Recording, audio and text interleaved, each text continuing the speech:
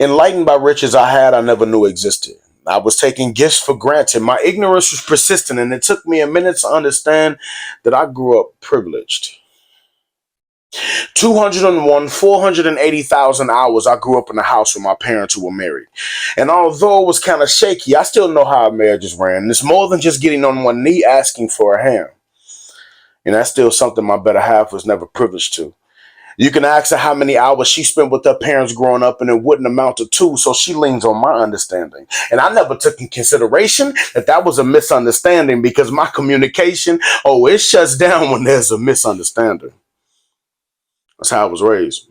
See, nobody in my family gets mad and prays, not pushing God to the side, but that's just not how we ride.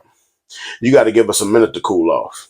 But for now, oh, you're going to feel the wrath of my anger. I'm going to treat you worse than a stranger. Not talking to you won't be the half of it. Try to enjoy your day when you swipe your debit card and realize I took more than half of it. Oh, I'm the pettiest of the petty. I'm the fourth generation of my grandfather's 8 children. So living with a family that big, you know I had to stay ready. I'm still working on forgiveness.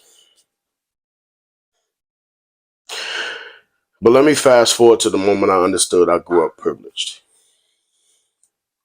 See, about 2 weeks after we tied the knot, I took my wife over to the park to see her pop. Her eyes lit up. She said, he took the horse out the stable so we can ride him today.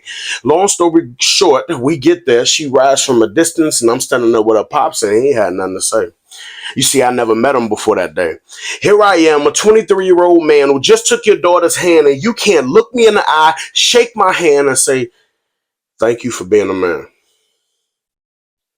That's a day that echoes in my heart. Because for the 5 minutes and 33 seconds we stood there, I felt the 23 years of silence that broke my wife's heart. She came back, hopped off the horse with no conversation. I looked back, I said, I guess that's their relationship's communication. And she must have been holding her breath on the way to the car because when she opened the door, I saw a tear fall from my eye. That's the moment I understood I grew up privileged. See, I was raised knowing my bloodline. She's 28 on Ancestry.com trying to piece together a timeline. I never seen someone so strong. So easy for her to forgive and move on. And although my transgressions toward her are way bigger, it's still hard for this privileged kid to move on.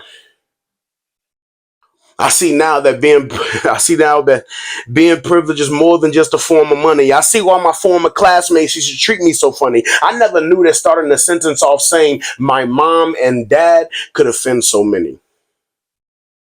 But even though I did grow up privileged, it's still something I would never deprive my son of. I told my wife I will fight through rain and mud to keep us in love just so my son can wake up and see the both of us. I'm going to say this loud and clear for every man to hear. You do not have to have money to keep your kids happy. All they ask is for you to be there.